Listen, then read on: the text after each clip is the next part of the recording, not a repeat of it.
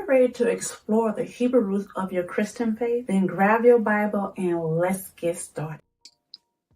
Shalom and welcome to Reconcile, the kingdom where we're working towards becoming a harmony of the whole word of truth. My name is Patrice Robinson, and I appreciate everyone who's able to join me on the live premiere, and of course those who will be watching this on the replay. All is most definitely appreciated. So Genesis has so much information in it, all lonesome by itself. And this is why I really try to encourage people to not only listen to the teachings that we do here on live or the videos that we've been doing, but to have your personal own study and take your time through this, because Genesis has a lot. Like we talked about last week, there needs to be word study and also the map too for those deeper studies of the word. So that is why I always encourage people to study for themselves, because you don't just need to listen to what I'm saying or whatever teacher that comes before you.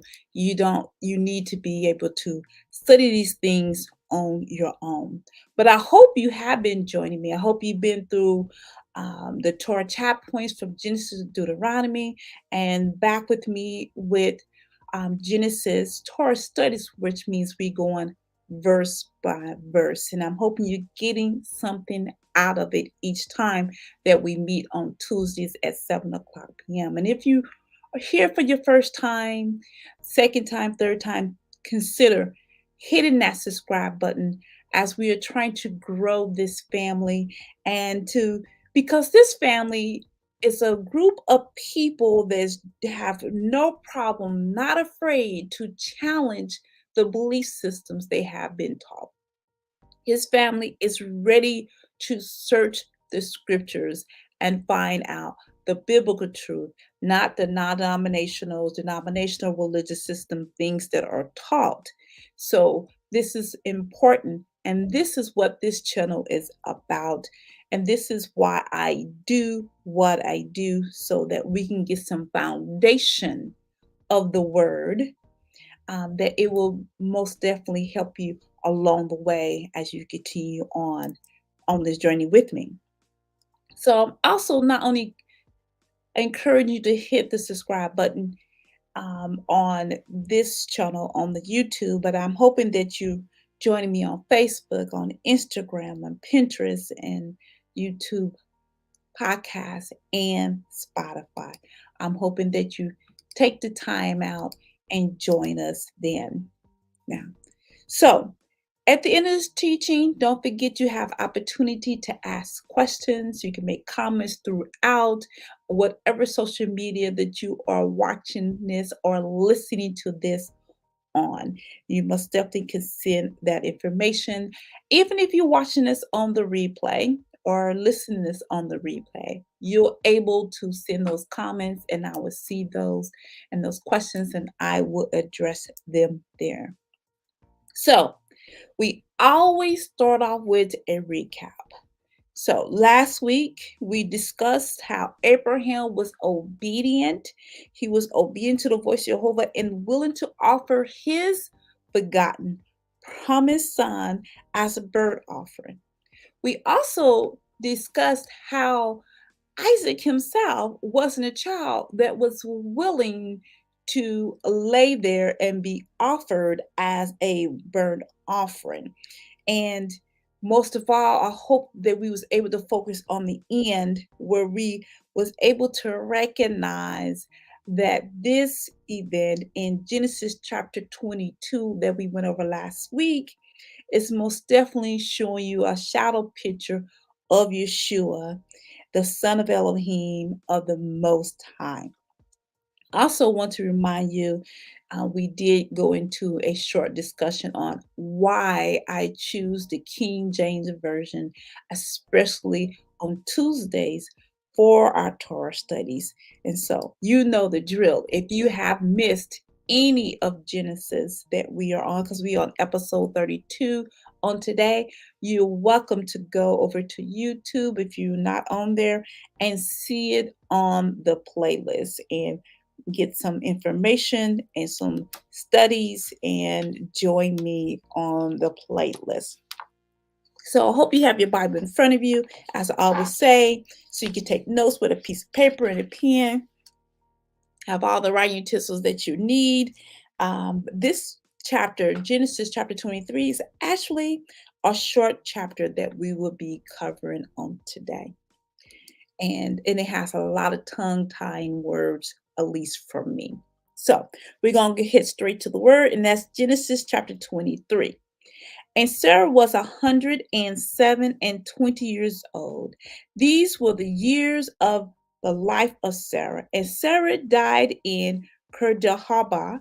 The same is Hebron in the land of Canaan. And Abraham came to mourn for Sarah and to weep for her. So here we see that Sarah is now 27 years old. So that will make Abraham 137 because he was about 10 years older than she is. And that means Isaac is around 37 years old because Abraham was 100 years old, I believe, when he was born. And if you think about it, that will make Ishmael in his late 50s, maybe between 56 to 59 years old. And so that just gives you the age around that time because Isaac was not a child when he was being offered. Now, and that we left off last week when Abraham was in Beersheba. And this is why in this beginning verse it says, and Abraham came to mourn for Sarah and wept for her because he was in Beersheba. Genesis chapter 22, verse 19, I want to remind you, it says, so Abraham returned unto his young men. Remember, they were waiting for him. And they rose up and went together to Beersheba, and Abraham dwelt at Beersheba. So we don't know exactly why Abraham was in Beersheba. It doesn't tell why. But we do know that he was, what I would kind of say, a businessman, and he was wealthy, and I'm pretty sure he was doing trade. So whatever he was doing, he was doing what he needed to do. So we on verse 3.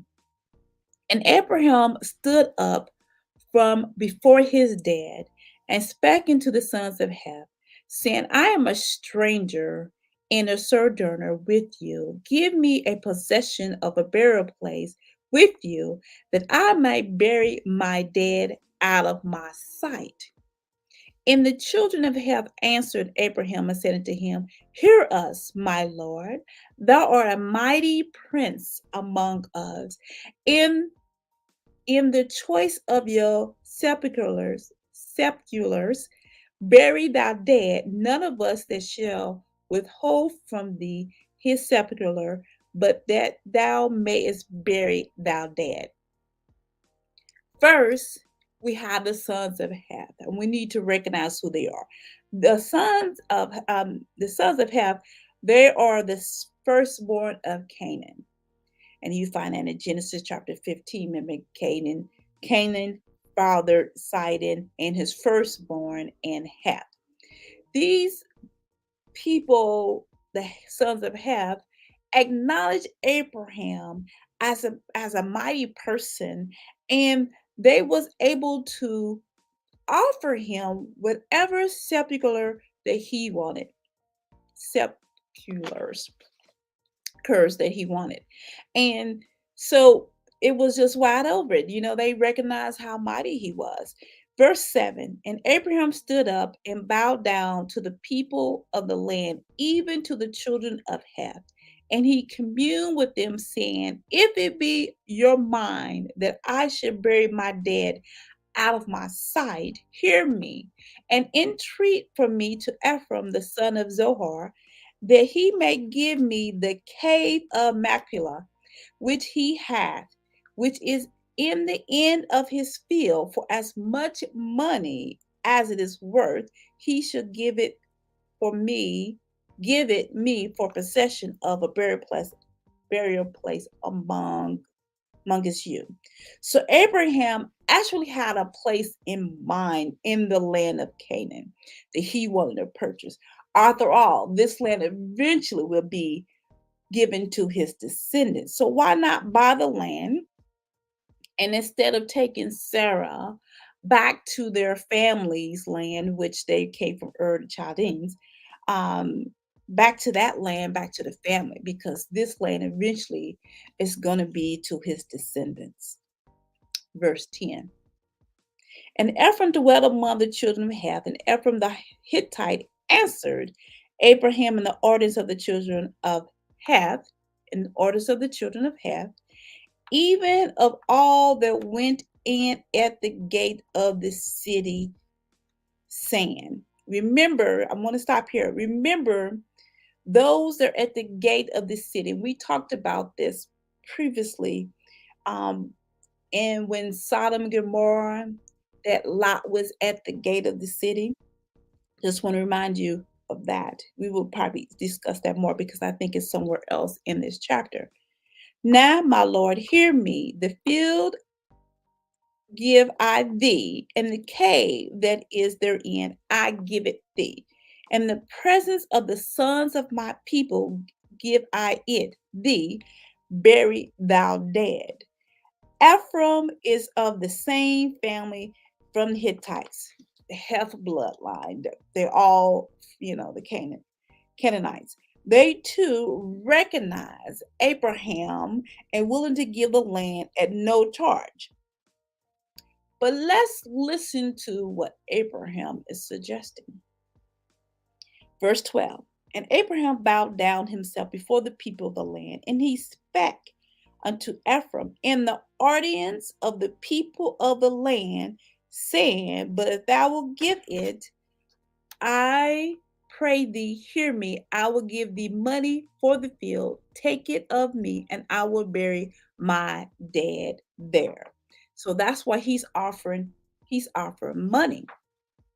And so Abraham wanted to pay for it. Now, let me tell you, I do not blame Abraham for this. Because if you remember what happened with Abimelech, there was a problem with Abimelech's servants violently taking over a well that Abraham's servants had dug. So he most definitely know there can be a problem. So I don't blame Abraham by making this contract, purchasing this land, and not doing it for free because someone else can just come along and take it. Verse 14. And Ephraim answered Abraham, saying unto him, My Lord, hearken unto me. The land is worth 400 shekels of silver. What is that betwixt me and thee? Bury therefore thou dead. And Abraham hearkened unto Ephraim. And Abraham weighed to Ephraim the silver which he had named in the orders of the sons of Heth. 400 shekels of silver, current money with the merchant. Now, here we have the sons of Heth being a witness. Not only the sons of Heth, we're going to find out who all is here. The sons of Heth who been the witness of Abraham paying 400 shekels of silver. So let's see who is all present at this money exchange. It's funny, we talk about money exchange. I remember, I don't remember which organization I was with, that they were saying there was no money back then. So clearly we all was not reading the word correctly. Verse 17, and in the field of Ephraim, which was in Machpelah, which was before Mamre, the field, and the cave which was therein, and all the trees that were in the field that were in all the borders around about, were made sure unto Abraham for possession in the presence of the children of Heth before all that went in the gate of his city. So that deal was made. And the deal was made more than just the cave. So Abraham got the field, the trees, the borders. He got all that land. So I know some people teach that Ephraim overcharged Abraham for all of this. But there, I don't see any evidence anywhere else in anywhere in the Bible, not a letter, not a book, no anything that this was an overcharged deal. But I do recognize that not only was the children of Seth present, but there and all those that were at the gate of the city. Now we talked about the gate of the city and what that means. And we talked about that when Lot was at the gate of the city of Sodom. And one thing to understand about the gate of the city, the people that sit the gate of the city is government. They're like city government workers for that area. And so this is what we see. And we learned that in the book of Esther that we have went over before. There are more evidence of more what we say government workers that are sitting at the gate. Verse number 19. And after this, Abraham buried Sarah, his wife, in the cave of the field of Machpelah, before Mamre. The same is Hebron in the land of Canaan, and in the field, in the cave that is therein, were made sure unto Abraham for possession of a burial place by the sons of Heth. So Abraham, again, the deal was made. He was able to purchase the land, the trees, the border, the cave, everything to bury his wife.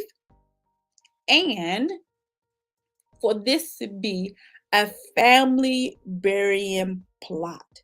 So we will eventually find out who all will be in his family burial plot as we continue on. So I hope that you are learning from what I am sharing with you. I'm hoping that you're taking the time and you're learning something and you're studying for yourself. It's important to study the word for yourself. And again, I hope you're enjoying things and that you hit that subscribe button and that you would join me on Saturday at 10 o'clock a.m. We are going to the next event of what Yeshua had taught, what Jesus was taught for some of you. But I'm very excited about that and that journey itself. That's another journey that you don't find too many religious systems, non-denominational religious systems, because it's hard for them to connect the Genesis all the way to Revelation together and make it, a lot of people say it contradicts itself, but it really doesn't, especially when it comes to Paul writing. It doesn't contradict itself. It's just people don't understand Paul's letters that he's addressing to the people of his day. So I don't see any questions or comments right now, and that's fine. You most definitely can send those as you listen, as you watch on the replay. And I appreciate all those again who came in on today. And as always, man does not live by bread alone, but every word that proceeds out of the mouth of Yehovah. Thank you once again for joining us today, and I will see you on Saturday at 10 a.m.